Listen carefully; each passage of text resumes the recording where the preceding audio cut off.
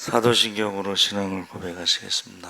전능하사 천지를 만드신 하나님 아버지를 내가 믿사오며 그 외아들 우리 주 예수 그리스도를 믿사오니 이는 성령으로 잉태하사 동정녀 마리에게 나시고 본디오 빌라도에게 고난을 받으사 십자가에 못 박혀 죽으시고 장사한 지 사흘 만에 죽은 자 가운데서 다시 살아나시며 하늘에 오르사 전능하신 하나님 우편에 앉아 계시다가 저희로서 산 자와 죽은 자를 심판하러 오시리라.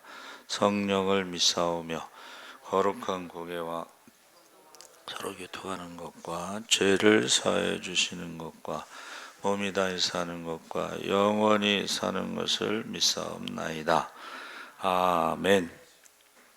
하나님 말씀은 사무엘하 22장 1절에서 7절까지 말씀입니다. 구약 성경 500쪽에 있습니다.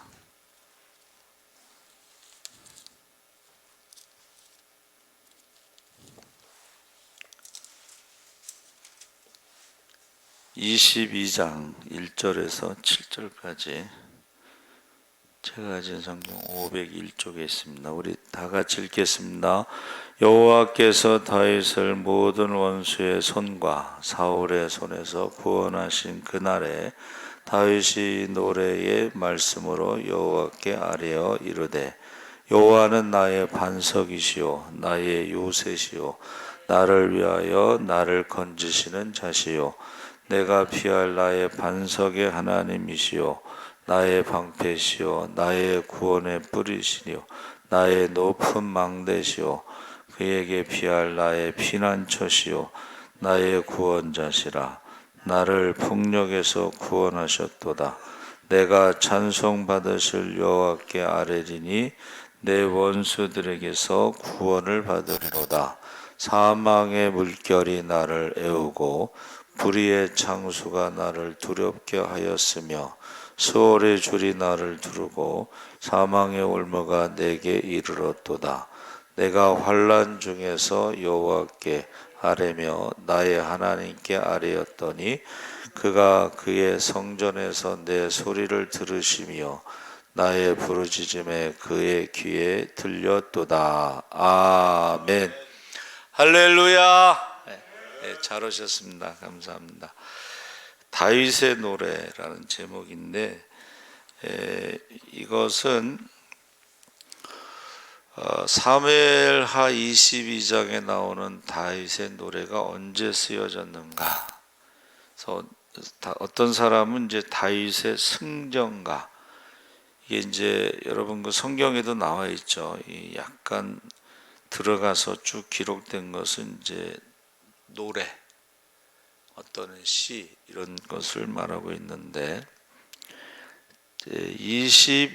21장부터 성경 기자가 역사적인 순서를 따라서 기록한 것이 아니라 다윗의 생애 가운데 일어났던 사건 가운데 꼭 남겨야 할 중요한 사건을 골라서 기록한 것을 우리가 살펴볼 수가 있습니다.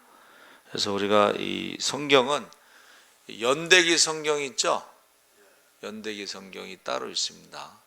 우리가 갖고 있는 성경은 연대기 성경이 아니라는 것을 우리가 알 수가 있습니다. 그래서 역사적인 순서로 본다면 아마도 다윗이 말년경에 기록한 것이리라 그렇게 보고 있습니다. 그래서 사무엘하 22장은 다윗의 어느 시점에 기록한 것일까? 아마도 다윗의 통치, 그것도 초기에 어느 시점에 기록한 것이 아닌가 추측하는데, 그것은 중요한 사건이 하나 있죠. 다윗이요, 하나님 앞에 범죄하지 않았는데 한 가지 범죄, 우리아의 아내와 우리아를 죽인 사건을 기준으로 해서 그 이전에 기록된 것으로 보고 있습니다. 그래서 다윗이 주전 1010년에 왕위에 올랐고 그 후에 40년간 통치했죠. 그래서 성경에 기록된 이야기들을 중심으로 다윗의 생애를 정리해 보면 15살에 사무엘로부터 기름 부음을 받고 20세부터 30세까지 10년 동안 사울 왕을 피하여 도피 생활을 했고 30세에 비로소 헤브론에서 유다 지파의 왕이 되고 거기서 7년 6개월 다스리고 37세에 예루살렘에서 모든 이스라엘 12지파의 왕이 돼서 33년 동안 통일 왕국을 통치했습니다. 그래서 이 밧세바 간음 사건이 우리야 장군의 살해 사건이 아주 중요한 터닝 포인트가 되는 거예요. 다윗의 인생에 있어서 다윗이 약 40세쯤에 일어난 것인데 그 영향은 그가 죽을 때까지. 그러니까 여러분 하나님은요 범죄에 대해서 철저하게 심판하시는 것을 볼 수가 있는데 우리야 장군 무죄한 자의 피를 흘린 것에 대해서 나라가 나누어져서 전쟁이 끊이지 않을 것이다. 우리야 한 사람을 죽였지만 그것은 하나님 앞에 큰 범죄로 죄값을 치르는 거죠. 그래서 40세쯤에 일어난 일인데 그가 죽을 때까지 그러니까 10년 통치 기간만이 영광스러운 날들이었고 4분의 3의 시간, 그 30년은 내리막길을 걸은 시간이다.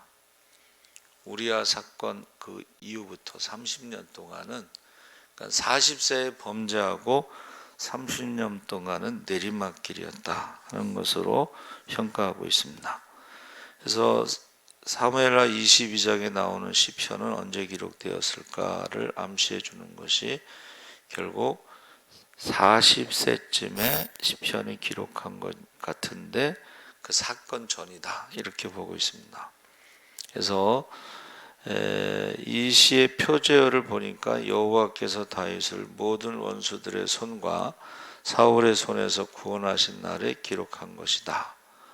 그러므로 사울이 죽은 시기와 이 시편의 기록은 멀리 떨어진 것이 아니고 모든 원수들의 손이라는 것은 사울 왕뿐만 아니라 주변의 많은 원수들을 다 정복한 후라는 것을 짐작할 수가 있습니다. 두 번째로 우리 짐작할 것은 공의로우신 하나님 앞에 다윗은 범죄하지 아니하였으며 또한 하나님이 주신 법도를 준수하고 있음에 감사하고 있다는 표현이 이 사건 전이다. 세 번째는 다윗이 이방 민족을 모두 무찔러 그들을 굴복시키고 어떤 나라에서는 다윗의 소문을 듣고 조공을 바쳤다고 언급하는 시기, 그러니까 주변 민족들을 정복한 후에 어느 시점이다.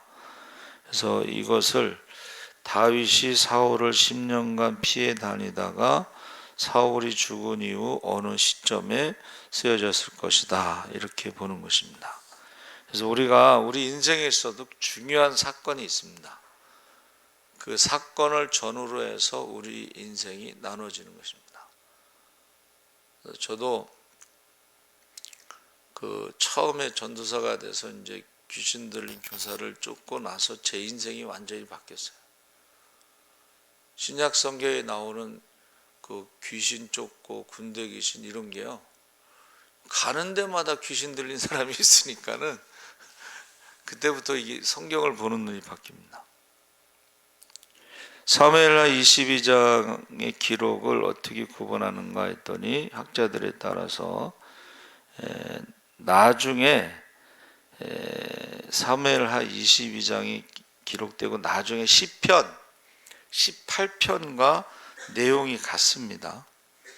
근데 이제 사무엘하 22장에 나온 시편이 좀 거칠고 시편 18편은 좀 세련된 문장으로 나중에, 그러니까 세련된 것이 나중에 기록된 것으로 보고 있습니다.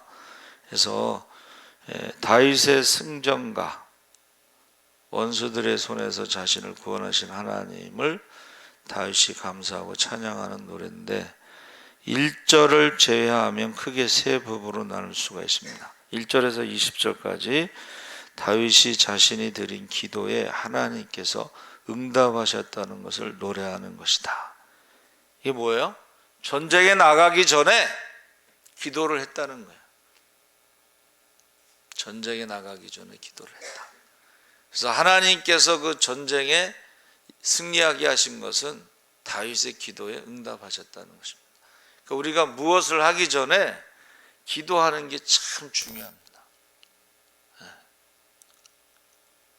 그러니까 여러분 그 찬양 인도할 때 막 은혜스러운 것이 그 노래 때문에 은혜스러운 게 아니고 그 노래를 찬양하기 위해서 1년 동안 준비하고 1년 동안 기도하고 그 또 집회가 있기 전 뭐 서너 시간, 5-6시간 전에 와서 또 기도하고 그러니까 기도로 준비해야지만이 우리가 승리할 줄 믿습니다. 영적인 싸움은 기도로 준비해야지 이길 수가 있어요.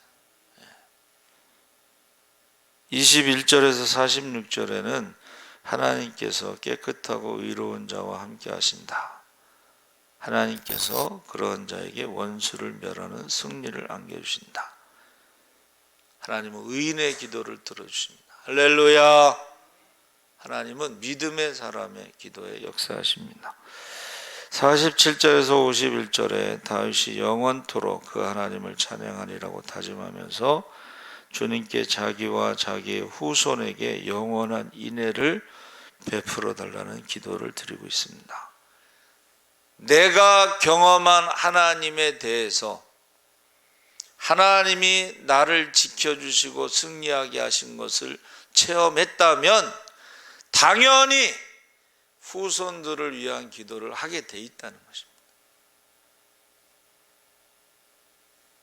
너와 내 자녀를 위해서 울라고 하셨는데 자녀들을 위해서 눈물로 기도하지 않는 것은 하나님에 대한 경험이 없다 이렇게 볼 수밖에 없습니다.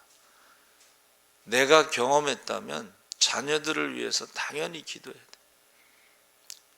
자기가 경험했다면 다윗이 지금 경험했잖아요. 그 하나님이 그 후손들에게 영원한 인애를 베풀어 달라고 기도를 하고 있습니다. 사무엘하 22장에 나오는 원수들, 이 시편에서요 계속 제일 많이 나오는 단어가 원수라는 거예요. 모든 분야의 정상, 스포츠나 이런 데 정상에 있는 사람들은 모든 사람이 다 도전자예요. 무슨 말인지 아시죠? 네? 모든 사람이 다 도전자니까 그 도전자들이 도전해 오는 것에 대한 어떤 스트레스가 어마어마한 거예요. 그래서 이만기 장사가 젊은 나이에 대학생 때 천하장사가 됐잖아요. 모든 사람이 다 원수라기보다는 도전자가 되는 거예요. 도전자. 그 정상에 있는 사람들은 그만큼 스트레스를 받는 거예요. 언젠간 나도 내려간다. 그렇죠? 나이는 속일 수가 없습니다. 그래서 나타난 사람이 강호동이잖아. 19살, 뭐 20살. 우리가 생각할 때는 그냥 돼지로 알고 있지만은 대단한 사람입니다. 2만기를 이겼죠. 2만기를.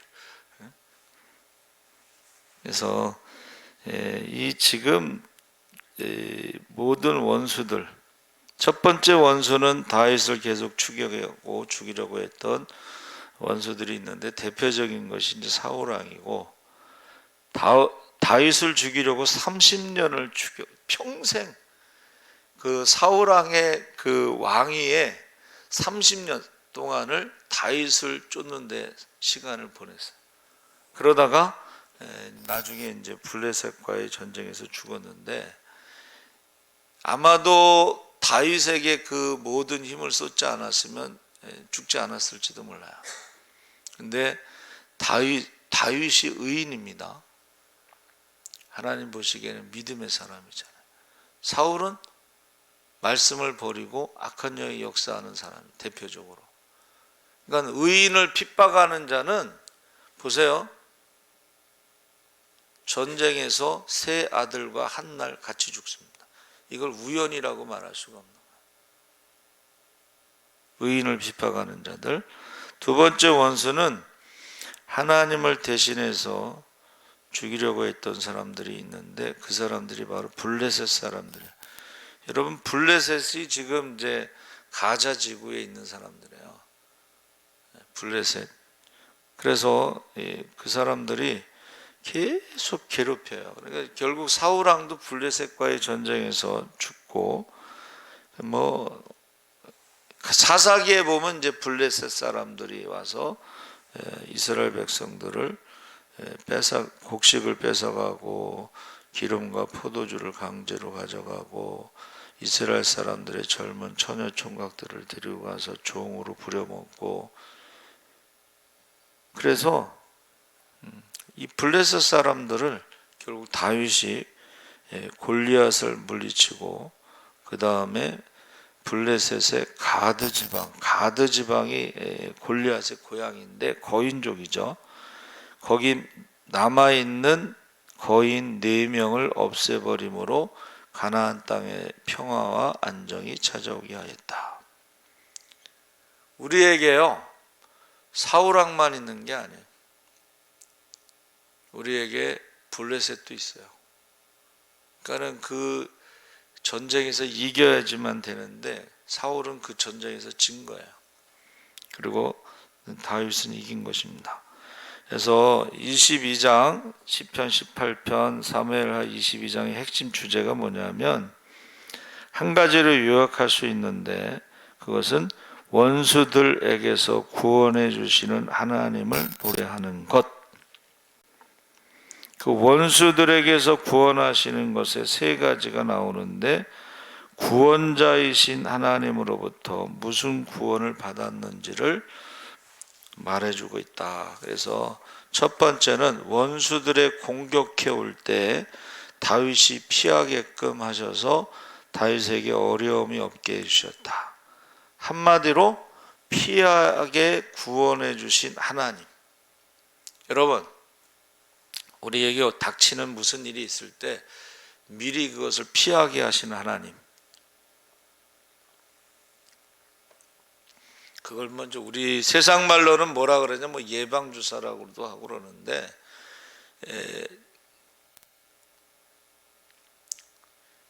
코로나가 오기 전에요, 제가 2번째 개척을 선포했어요. 다시 하자, 다시 개척하자, 2번째. 그리고 교회 학교를 살리라고 그랬는데 2번째 개척을 선포했죠. 코로나가 오기 전에.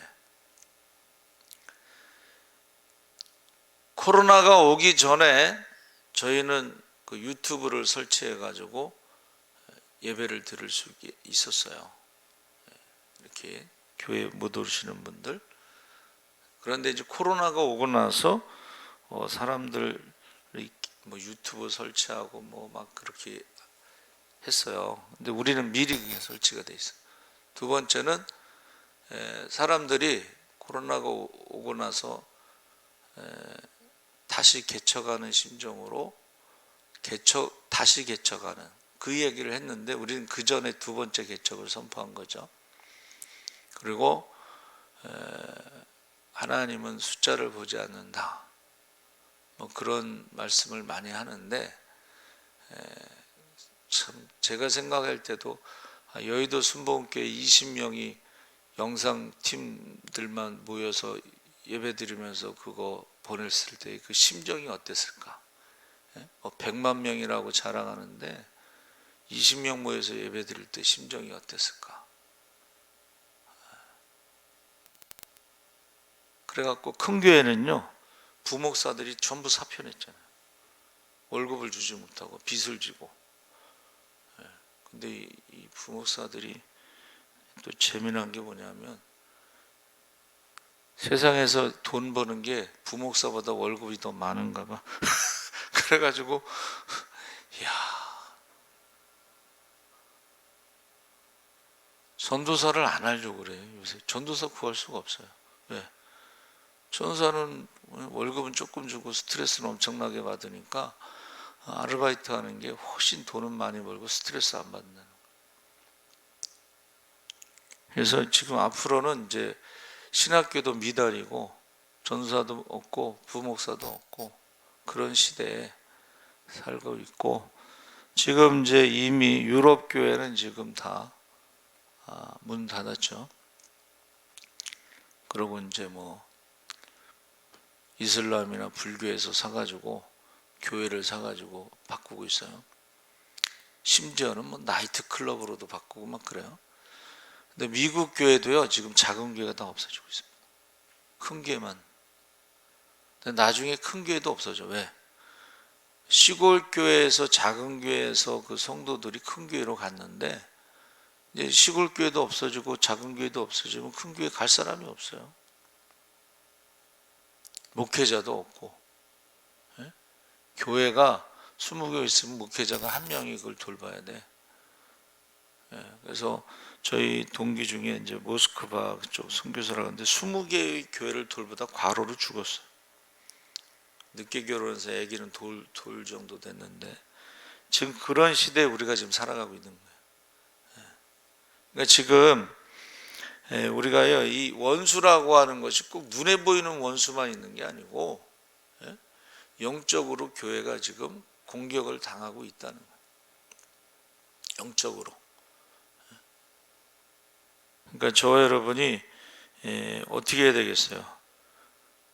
그런 원수들의 공격의 위험에서 우리를 쏙 빼내서 구원하시는 은혜, 그것을요 셀라하마느것이라고 하는 그런 장소, 그런 시기가 있었어요. 그러니까 원수의 공격으로부터 건져주시는 하나님, 하나는 피할 길을 주시는 하나님, 하나는 공격으로부터 건져주시는 하나님, 세 번째는 여러 방면의 원수들을 무찔러 그들을 멸망시켜버리는 하나님이시다. 그래서 보세요, 예루살렘을 중심으로, 이스라엘 중심으로 사방이 적이잖아요.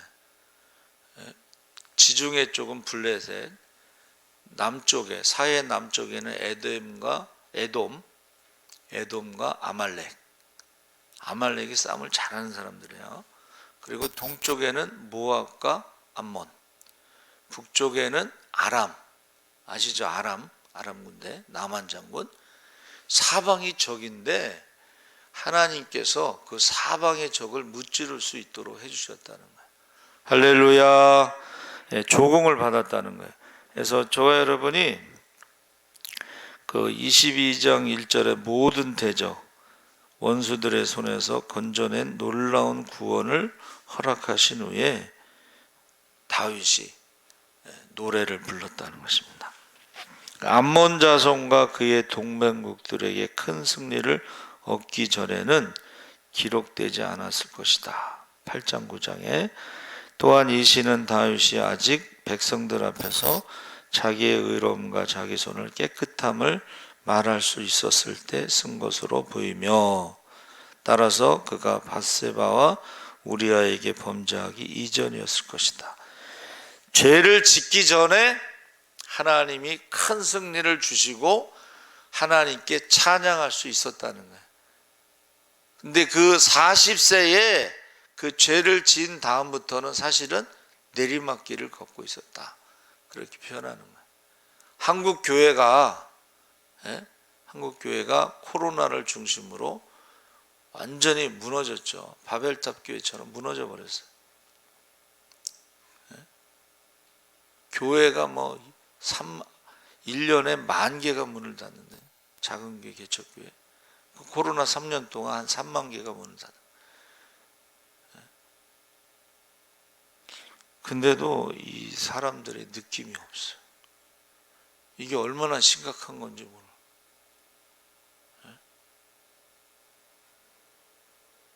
사울의 손에서, 또 이 노래는 시편 18편에 약간의 차이가 나는데 다윗의 생애 가운데 일어난 사건들을 다루고 있는 시 중에서도 역사적 배경을 설명해 주는 것이 나타나고 있다. 그래서 시편 18편의 역사적인 배경은 사무엘하 22장과 같다, 이렇게 말하고 있습니다. 그래 보세요. 그 시의 시작 시편 18편의 시작이 이렇게 되어 있습니다. 나의 힘이 되신 여호와여 내가 주를 사랑하나이다. 그래서 우리가 읽은 말씀에 쭉 뭐라고 나와요? 나의 피난처, 나의 반석, 나의 요새에서 전부 다윗이 나라고 하는 체험을 고백하는 거예요. 이렇게 신앙 고백하는 건 쉽지 않습니다. 모든 것이 내가 직접 체험한 하나님, 그 하나님에 대해서 고백하는 거잖아요. 그래서 우리가 간증을 쓰라고 했을 때요, 중생의 체험을 쓰라고, 성령 세례 받은 것을 쓰라고 그러면 못 쓰는 사람이 많아요. 지식적으로는 알고 있죠. 우리가. 여러분 중생이 뭐예요? 중생이 뭐냐면 육신으로 한번 태어나고 말씀을 듣고 믿음으로 하나님의 자녀가 되어서 그걸 중생이라고 그래요. 믿음으로 하나님의 자녀가 된 거. 영접하는 자, 곧 그 이름을 믿는 자들에게 하나님의 자녀가 되는 권세를 주셨느니라. 할렐루야. 중생에 대해서 알고 있지만 주님을 만났느냐? 중생했느냐? 하고 물어보면 대답 못하는 사람 많아요. 물과 성령으로 거듭나지 아니하면 천국에 갈 수 없잖아요. 근데 제가 목사님들 설교를 이제 자꾸 들어보고 보면 중생에 대해서 질문하지 않습니다. 이단들이 구원파 박옥수 목사 걔네들 와서 언제 몇 년 몇 월 며칠 몇 시에 중생했습니까? 이렇게 질문하지. 구원에 대해서 설교 들어보세요. 구원에 대해서 물과 성령으로 거듭나지 아니하면 천국에 들어갈 수 없습니다라는 말씀을 안 해요. 구원받을 만한 믿음이 있는지 시험하여 보라 그랬잖아요. 그냥 교회 왔다 갔다 하면 구원받는 것처럼 생각하는 사람도 많습니다. 절대 그렇지 않습니다. 그래서 시편을 다윗의 시편이라고 하는 것을 시편 150편의 3분의 2 거의가 다윗의 시편이기 때문에 그냥 시편을 다윗의 시편이라고 부르는데, 모든 다윗의 시편에는 1인칭으로 고백합니다. 여호와는, 그러면 여러분들이 나의 목자시니 한번 해보세요. 여호와는 내게 부족함이 없다 그랬잖아요. 내가 사망의 골짜기를 지날지라도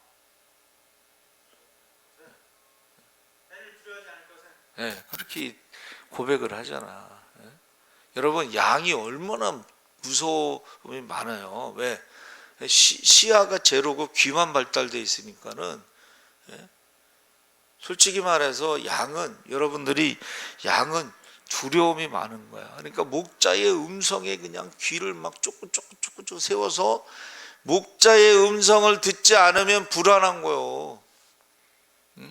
목자의 피리 소리를 듣지 않으면 불안한 거예요. 양은 항상.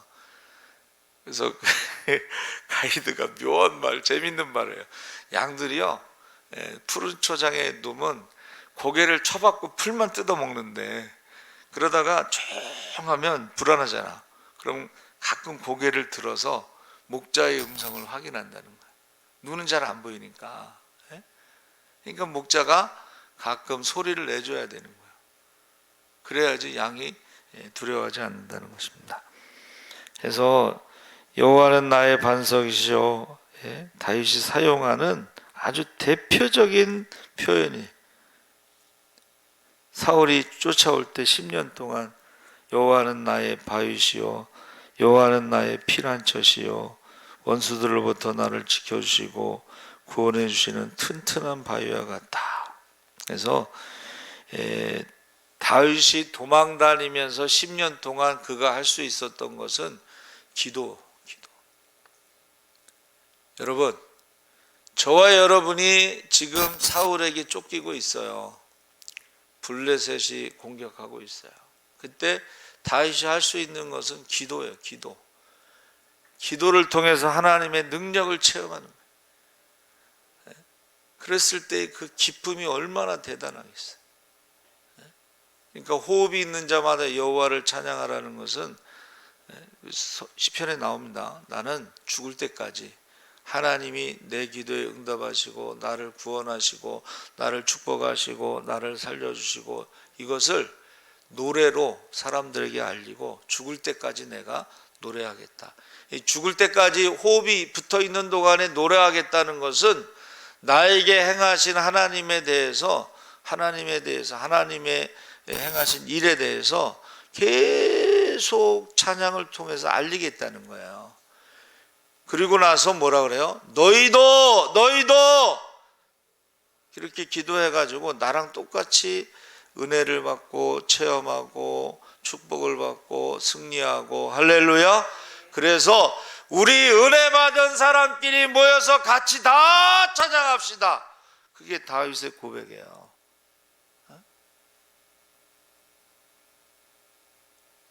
그래서 은혜 받은 사람들이 모여서 찬양하는 저 기도원에 가보세요. 기도원에 가면 사람들이 얼마나 열심히 찬양. 그리고 저 오산의 기도회는 아주 특징적인 사람들이 있잖아요. 이렇게 일어나가지고 이번에도 갔는데 2명이 일어나서 저는 이제 가면 그거 저 확인해. 몇 명이 일어나서 확인해. 야, 기도할 때도 보면은 그냥 앉아서 기도하는 사람도 있지만 어떤 젊은 남자가 그 앞에서 막 이렇게 기도하고 어떤 분은 앉아가지고 막 이렇게 기도하고 여러분 그 누가 하라고 그래서 하겠어요? 그거? 가만히 앉아 있을 수 없으니까 일어난 거예요. 응? 가만히 앉아 있을 수 없으니까 일어난 거예요. 다윗이요, 내가 찬양하는 것은 너희도 힘들고 어려울 때 같이 기도하고 응답받고 같이 찬양하자 하고 초대를 합니다. 그래서 시편이 은혜스러운 건 다 1인칭이기 때문에 그래요.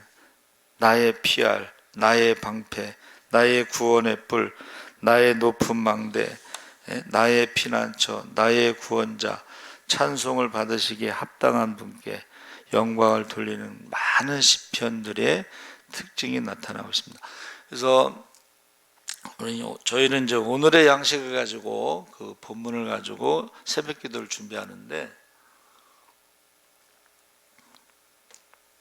시편이 가장 많습니다. 본문이. 그 시편은 다윗의 시편이기 때문에 그 본문을 가지고 말씀을 준비하면서도 다윗이 너무 은혜스러운 거야.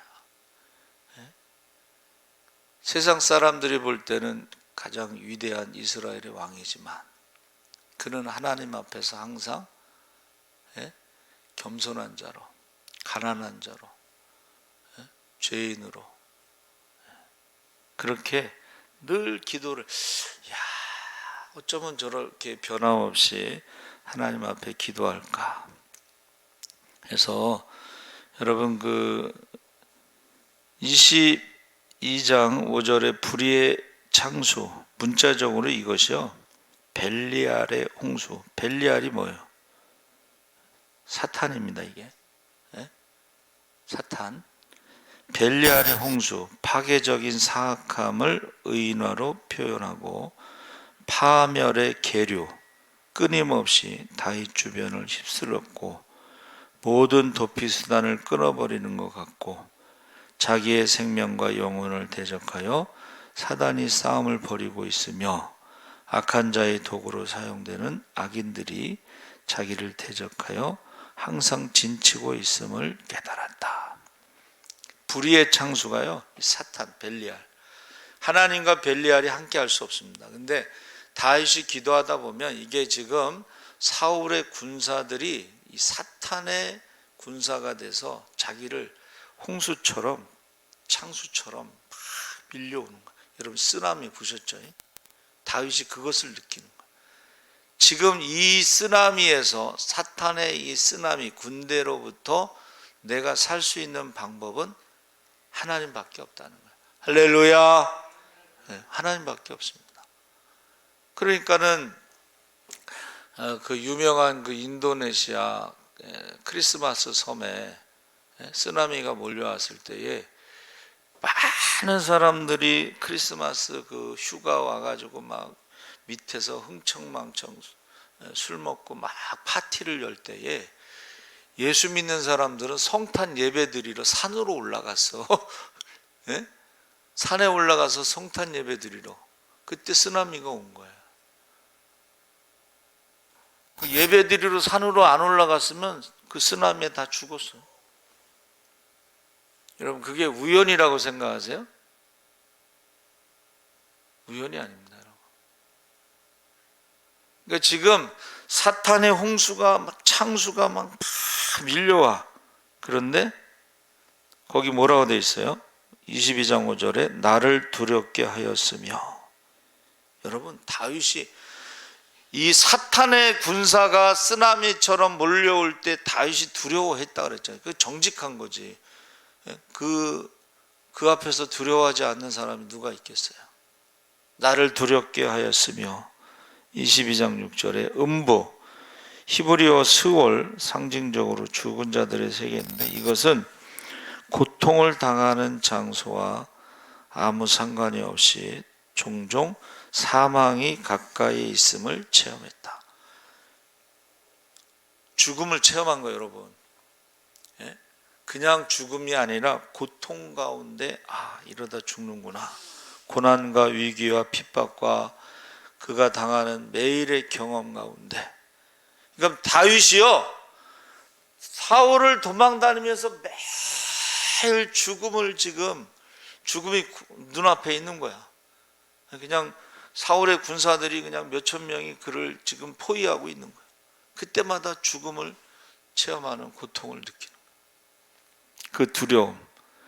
22장 7절에 여호와께 끊임없이 위기에 둘러싸인 다윗이 극소수의 사람들만이 느끼는 것이지만 자기에게 언제나 하나님의 보호하시는 손길이 필요함을 깨달았다.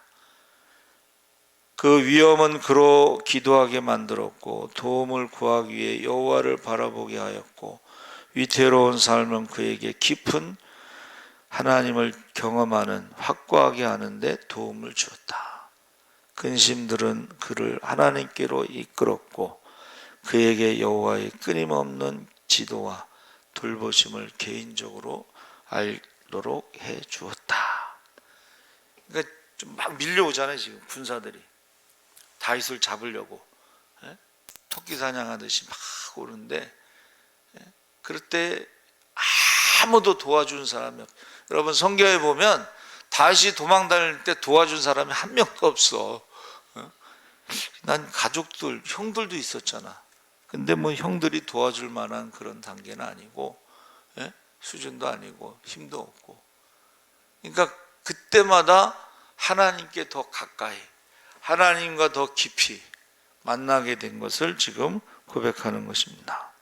그래서 22장 7절에 그 전에서 하나님께서 하늘 처소로부터 고통당하는 사람들을 굽어보시고 그들에게 필요한 은혜와 힘을 보내주시고 다윗은 하늘의 성전을 하나님의 거처로 인식하면서 여호와께서 그 성전에 계시니 여호와의 보좌는 하늘에 있으며 할렐루야.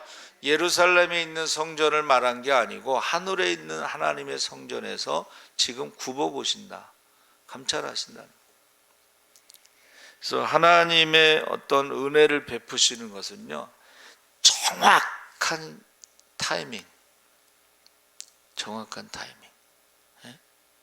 홍해가 갈라지는 시간도 조금만 늦게 홍해가 갈라져도요 죽는 거예요, 잘못하면. 그러니까 이게 하나님께서 다윗이 아주 이번엔 내가 죽겠구나 하는 그 순간에 하나님께서 역사하시는 것을 체험한 것입니다. 진동하고 떨며 8절에서 16절에는 매우 아름답고 감동적인 모습을 담고 있는데 하나님의 위대함, 능력을 장엄하고 엄숙하게 묘사한 점에서 비할 데 없이 탁월하다. 하나님의 개인적인 임재를 나타내는 모습으로 짙은 연기와 흑암, 그리고 번개와 귀가 쟁쟁한 천둥 소리의 분출을 동반한 무서운 폭풍과 지진, 이건요 의심할 여지 없이 광야에서 생명을 지키기 위해 원수들을 대적하여 싸우는 다윗에게 베푼 구원을 하나님이 가까이 계심을 나타내는 것이다. 여러분, 하늘에서 불이 내리는 거 아시죠? 예? 엘리사가 뭐라 그래요? 내가 하나님의 종이면 불을 내리라고.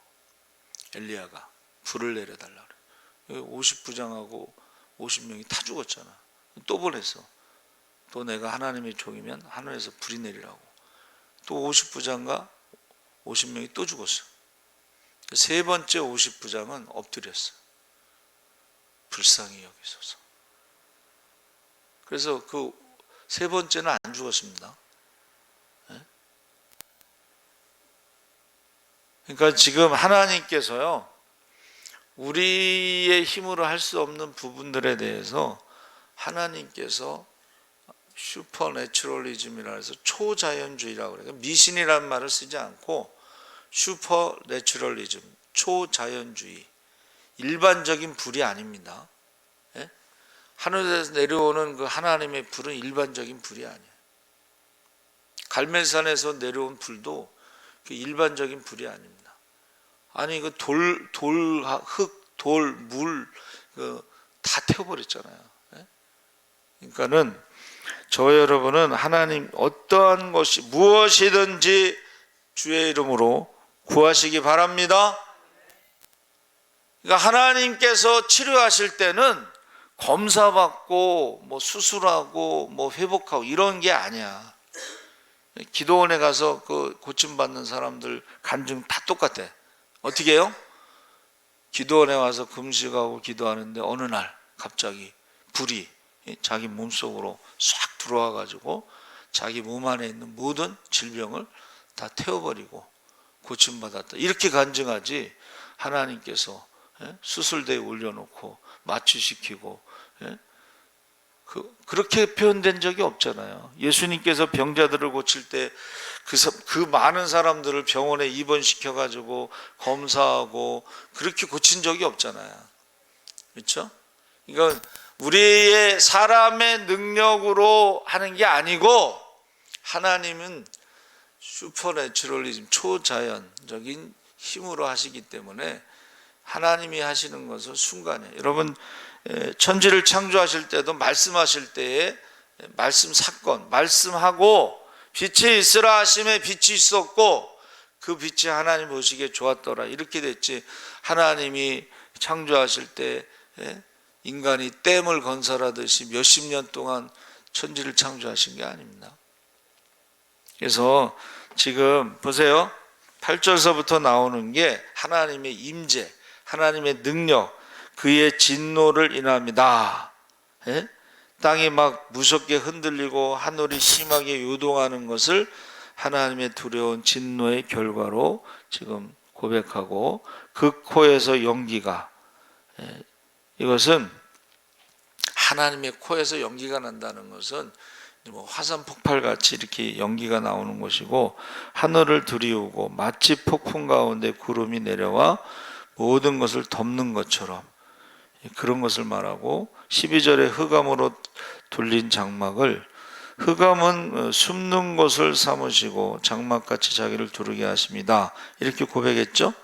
그러니까는 원수들에게 철저하게 하나님이 임재하시는 그 순간에는 다윗이 한 일은 하나님이 행하시는 것을 본 거야. 홍해가 갈라질 때도 모세가 홍해 바다 가운데 길을 막는 게 아니라 하나님이 행하시는 것을 본 거예요. 보라고 그랬잖아. 가만히 있어서 하나님이 행하시는 것을 보라. 그리고 그것을 너희가 사람들에게 증거하라. 할렐루야. 그러니까 저와 여러분이 하는 일은 뭐예요? 하나님이 행하신 일을 이제 기도하고 이제 하나님이 응답하셨으면 하나님이 어떻게 하시는가 보는 거예요. 전혀 우리가 생각지 못하고 상상할 수 없는 방법으로 그걸 고치신다는 거야. 저 원수들을 그 이집트, 애굽 군대, 세계 최강의 군대 전차 군단을 지금 또 약이 오를 정도로 약이 올랐잖아. 10가지 재앙 가운데 마지막에 그 장자를 다 죽였으니까 이게 얼마나 분노가 막 찼겠어. 그 사람들을 그냥 한 번에 홍해에다가 수장시키면서 해결하신 거잖아요. 그러니까는 미리암과 그 여자들이 속고치면 그 누가 하라고 그래서 한 게 아니고 그것을 보고서 하나님이 행하신 위대한 일에 대해서 저절로 속고치며 춤추며 찬양한 거야. 할렐루야. 그래서 한나의 노래도 그렇고 마리아의 노래도 그렇고 거기에는 반드시 홍해에서 애국 군대를 물리친 그 사건을 노래합니다. 제가 생각할 때는 그걸 어려서부터 가르치는 것 같아요. 그 노래를. 하나님께서 출애굽할 때 애국 군대를 홍해에서 수장시키는 것을 가르치는 것 같아요. 그러니까는 어려서부터 이스라엘의 하나님 그러면 출애굽의 하나님. 출애굽의 하나님. 왜 출애굽의 하나님이냐면 이 출애굽이 결국은 하나님 나라를 이 땅에 세우신 것입니다. 구약에. 그러면서 13절에 광채로 인하여 하나님의 빛, 14절에 여호와께서 뇌성을 바라시며, 여기서 뇌성은 시편 18편 13절에는 우박과 숯불이라고 추가되어 있는데 15절에 살을 날려, 살이라고 하는 것은 이제 화살을 말하는 건데 우리가 쏘는 그런 화살이 아니고 하나님이 쏘시는 화살로 원수들을 막 하룻밤에 18만 5천 명을 죽이잖아요. 할렐루야. 그러니까 이거는 지금 다윗이 생생하게 눈앞에서 그걸 보고 찬양을 한 거예요. 할렐루야. 15절에 파하셨도다. 이거는 완전히 파멸. 근데 16절에 뭐라고 되어 있어요? 콧김을 인하여. 하나님의 콧김으로 홍해의 물이 물러가게 하신 것처럼 그렇게 하셨다는 거예요. 17절에 많은 물에서 폭풍 가운데 나타난 하나님의 진노에 대해서. 강한 원수 18절에 다윗은 여기서 암몬 사람들과 그들의 강력한 동맹군을 직접 가리킨 것이다. 이게요 역사적인 사건을 보고서 다윗이 했다는 거예요. 19절에 저희가 내게 이르렀으나, 문자적으로 저희가 나와 대면하였으나, 20절에 넓은 곳으로 원수들의 공격으로 떠밀린 극히 협착한 상황에서 코너에 몰린 거예요. 지금 다윗이 막다른 골목이 코너에 몰렸는데 하나님의 도우심을 통해서 원수들의 권세가 깨지고 다윗이 어떻게 해요? 넓은 곳으로 이렇게 나왔다는 거예요. 승리자의 모습으로. 20절에 나를 기뻐하심으로, 왜 하나님이 자기 원수들에게서가 아니라 자기에게 승리를 허락하셨는지 그 이유가 뭐냐면 바로 하나님께서 나를 기뻐하셨다, 그렇게 표현하고 있습니다. 21절에 내 의를 따라 오래전에 하나님께서 순종에 대한 직접적인 보상으로 건강과 번영의 축복을 약속하셨습니다. 내 손을 깨끗하게, 손은 행동의 수단이고 여호와께서 사람들의 마음뿐 아니라 행위도 살펴보신다 그랬어요. 그래서 손이 깨끗해, 하나님 앞에 나올 때 손이 깨끗해야 된다, 성경에 나와 있습니다. 그래서 밧세바 사건 이후로는 그가 무죄한 자의 피를 손에 묻힌 거 아니에요? 그러니까는 그가 회개를 통해서 눈물로 침상을 띄우면서 그렇게 하나님 앞에 나왔다는 것입니다. 27절에 주의 거스리심을 보이시리이다.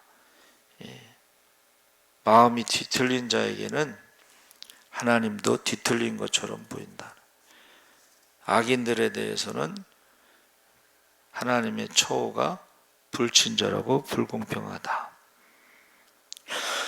주는 나의 등불이시니 29절에 주께서 나의 등불을 켜시며 해서 이 시의 또 다른 부분이 도입되는데, 여기서 다윗은 자기를 위하여 여호와께서 무엇을 행하였으며 무엇을 행할지를 말하고 있습니다. 30절의 적군, 히브리어로 게두두라고 그랬는데 시글락을 불태웠던 아말렉 족속들처럼 약탈을 목적으로 적군에 파견되는 사단 병력의 군대 또는 경무장한 군인들의 부대. 그런데 하나님의 도우심을 통해서 그 적군들을 대항해서 거듭 계속해서 승리를 했다는 것입니다. 여러분, 전쟁에서는 이길 수도 있고 질 수도 있지만 다윗은 계속 이겼다는 거예요. 그것이 뭐냐면 바로 하나님의 도우심으로 그랬다는 것입니다. 30절에 성벽을 뛰어넘나이다. 하나님의 도우심이 함께하는 다윗이 적군을 추격할 때 어떤 장애물도 그를 멈추게 할 수 없었다. 이 성벽이라는 건 장애물을 말하는 것인데, 하나님이 도와주시면 그 장벽을 넘어가고, 31절에 완전하고, 31절에 방패, 32절에 누가 하나님이며 하고, 하나님은 오직 한 분이시고 그분은 여호와고 그렇기 때문에 그분은 하늘의 모든 권세를 당신 수중에 갖고 계시고 그분의 원수들은 저희 자신의 계략에 의지할 수밖에 없었다. 그래서 누가 바인가? 하나님 외에 믿을 만한 견고하고 요동하지 않고 확실한 자가 누구인가? 하나님이 나의 견고한 요새시다. 여호와를 의지하지 않는 사람은 자신보다 더 강할 수가 없지만 여호와를 신뢰하는 자는 하늘의 모든 능력을 갖게 될 줄 믿습니다. 아멘. 그래서 하나님이 함께 하시면 어떠한 전쟁에서도 이길 수가 있다는 거예요. 할렐루야. 예. 그래서 내 손을 가르쳐 싸우게 하시니, 하나님께서 놋활, 킹제임스역에서는 철활에서 이 활을 당길 수 있는 힘을, 여호와께서는 다윗에게 무기들을 훌륭하게 다룰 수 있는 힘과 기술을 주시고 용기와 담대함을 주셔요. 여러분, 싸움에서 제일 중요한 게 뭐예요? 용기, 기선제압을 해야 돼. 그렇죠? 우리 저기 보세요. 축구할 때도 보면 그 기선제압을 해요. 기선제압을 못하면 계속 쫓기게 되죠. 주의 구원의 방패, 내 걸음을 넓게 하시고 실족하지 않게 하시고 내 발 아래, 발밑에 죽은 원수들을 밟고 서 있는 장면을 그리고 있습니다. 여러분, 발 아래 원수들이 지금 밟히고 있다는 거예요. 발 아래. 40절에 일어나 나를 치는 자는, 여기서 끊임없이 원수들이 나타나지만 그러나 하나님께서 그 왕의 강한 힘 앞에 넘어지게 하셨고, 41절에 등을 내게로 향하게 하셨다. 이 말은 등을 돌렸다는 건 도망간다는 걸 말해요. 우리가 보세요. 여기 보세요. 소싸움 아시죠? 소싸움 할 때 뿔로 팍 부딪히다가 어느 순간에 등을 돌리고 도망가잖아요. 그러니까 다윗이 전쟁을 하다 보니까 원수들이 등을 보이고 도망간다는 거야. 그게 왜 그러냐? 성경에 보면 이렇게 돼 있어요. 다윗을 두려워하는 게 아니라 다윗의 하나님을 두려워하는 거야. 할렐루야. 다윗의 하나님을 두려워. 이 사람들이 하나님에 대한 소문을 듣고 도망가는 거야. 그래서 다윗은요, 그 도망가는 원수들을 43절에 원수들은 먼지처럼 분쇄되고 티끌같이 부서진다. 바람 앞에 티끌 같다. 42절에 43절에 거리의 진흙같이. 그래서 아까 말한 먼지나 티끌이나 진흙이나 다 같은 것입니다. 발밑에 밟히는 것입니다.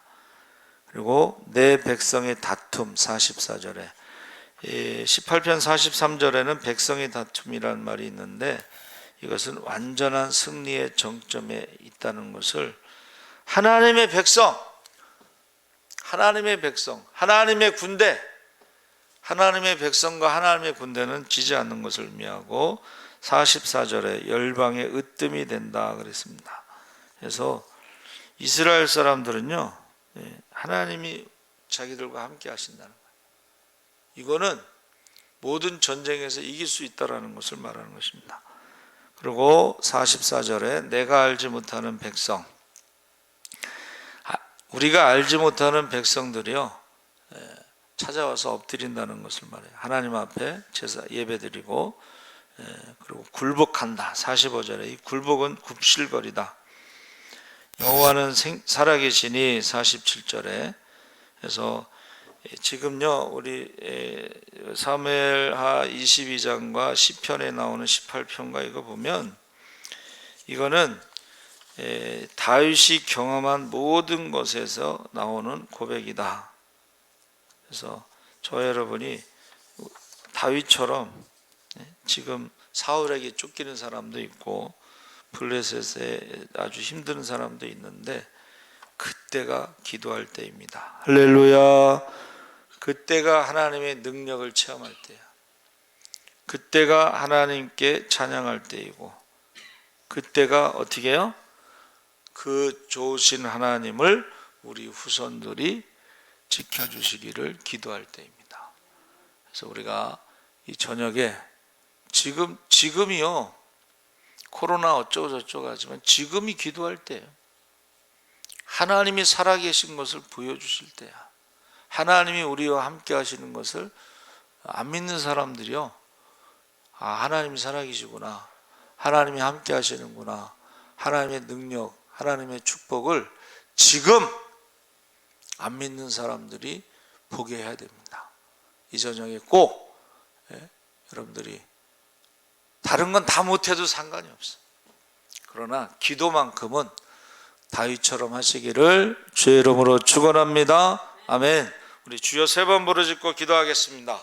주여, 주여, 주여. 할렐루야. 살아계신 아버지 하나님, 하나님께서 함께하여 주시옵소서. 이제 아버지 하나님이여 다윗의 시편에 나오는 말씀처럼 사무엘 22장에 나오는 말씀처럼 여호와는 나의 반석, 나의 요새, 나를 위하여 나를 건지시는 자시요 내가 피할 나의 반석, 하나님이시요 나의 방패시요 나의 구원의 뿌리시요 나의 높은 망대시요 그에게 피할 나의 피난처시요 나의 구원자시라. 나를 폭력에서 구원하셨도다. 내게 찬송 받으실 여호와께 아뢰고 원수들에게서 구원을 받고 아버지의 사망의 물결이 나를 애우고